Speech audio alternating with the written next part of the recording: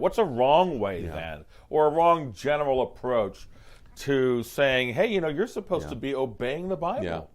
Rick, something that you said, and I can't even remember where you said it now because I've quoted it for so long, so frequently, but something that you said several years ago has stuck with me on this, and I just want to repeat it because I believe that this is actually the solution to everything that we're dealing with right now. I'm looking forward to hearing what it is. is that we need to go back to the Marrow controversy. Yes, that's right. And we need to look at the Marrow men because they were not responding to legalism with antinomianism. Right. They were dealing with neonomianism, and they were responding to it with a gospel-based view of both justification and sanctification.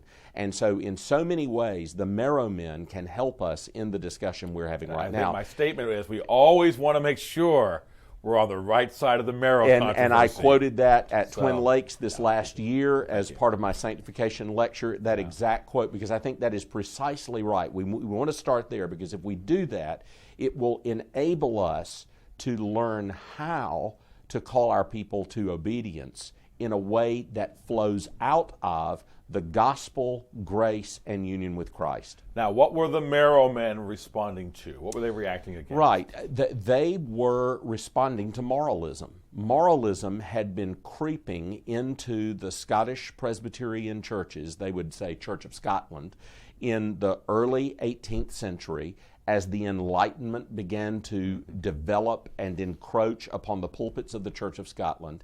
And early on, the Marrow men realized that many people in Scottish churches were not hearing the gospel proclaimed, and they were not hearing how to live the Christian life in a way that is consistent with justification and flows out of the glorious work of the Spirit in union with Christ. And so they began to respond to that, reasserting the freeness of the gospel without in any way diminishing the importance of progress in the Christian life and growth in grace. Now, the opponents of the Marrow men would not send you directly to the cross. Right. Where would they send you? Well, of course, they would so often send you to preparatory works. And there were one of the reasons that the Octorarder Creed is so controversial is I've never heard it pronounced correctly before. That was awesome. Well, when you've been there several times and you've heard the Scots themselves, pronounce now it helps. If you can tell me how to pronounce Slough of Despond, I am in terror. I'm saying that the wrong way. Is it Slough of Despond or exactly or right? Slough Well, of you got Despond? it right. You got it right. Well, one of the reasons that that's so significant is it indicates that a preparationism had entered in to the sort of theological framework of the Scottish Presbyterian world in the day. And people were being asked to prepare themselves for grace.